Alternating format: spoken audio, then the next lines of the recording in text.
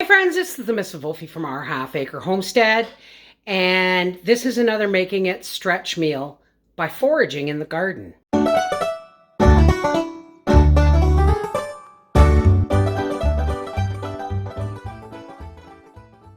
Here is some broth I made from the carcass of our last chicken. No, I never did make chicken pot pies.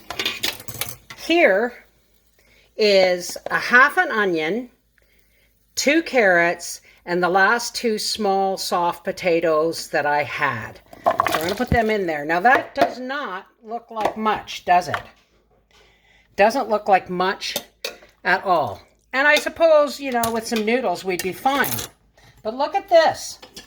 I went out into the garden and I found some kale.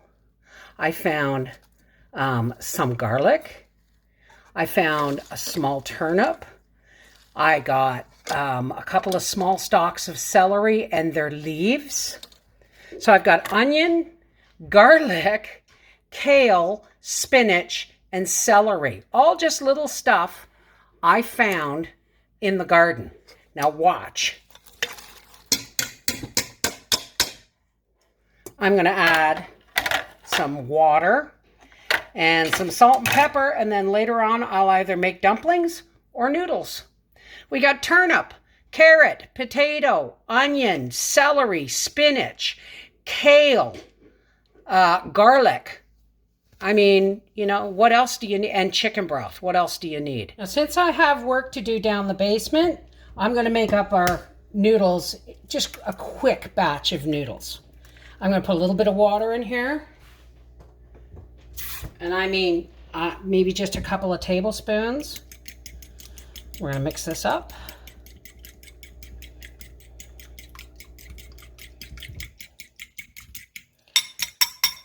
Yes, I could get all my machinery out, but this is actually just faster. Okay, I'm going to take a cup of flour. I'm going to drop that right in there. Well, maybe more like 3/4 of a cup of flour. And we're just going to start mixing this. Maybe I should have used a bigger bowl. Just go from the center. Just like your own little dough hook. Now, what I'm going to do is I'm going to scoop that up. I'm going to dump the flour here. And I'm going to drop that like that. Scrape this all in here. And then I'm just going to start mixing my noodle dough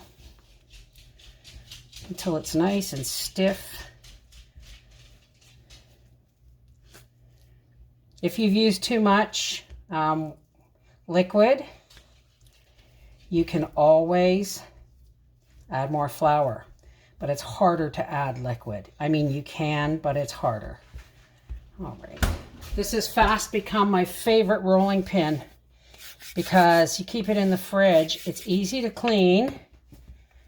Oh, you know what I didn't put in here, folks? I did not salt these noodles, so I'm going to just put about a half a teaspoon of salt there and then work it in just a little bit more. Just because you got to have salt in the noodles.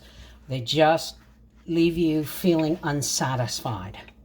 You know what I mean? Okay, so now we're just going to roll these out. You can make them thick, you can make them thin, you can cut them into little nubbins of dumplings, but I'm just going to make these and put them on a plate in the fridge. So just before supper, I can throw them into the soup. These are going to be thick noodles, so we want them narrow. So I'm just going to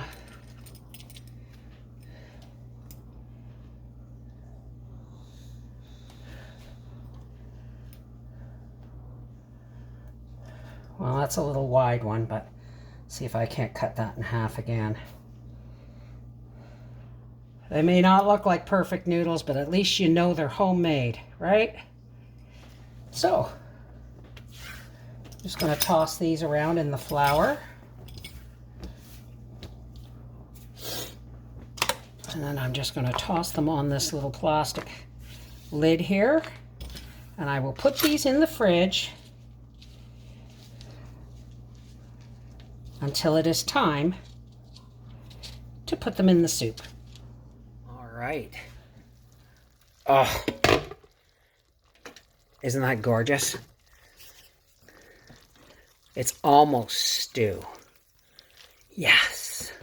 Let's dish Papa up a plate. And there it is. Let's see what Daddy thinks of our forage soup. So, this is a making it stretch soup. I used 2 carrots, the last 2 potatoes, the half an onion from when I made your chicken salad sandwich.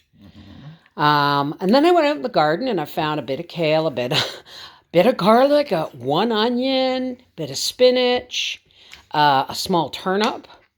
And then I threw together some quick noodles. Very tasty. Is it good? Mm-hmm. All right, that's why soup season is here, my love. This is the Mrs. Wolfie from our half-acre homestead, and that's how you make a $1.50 pot of soup. Take care, God bless.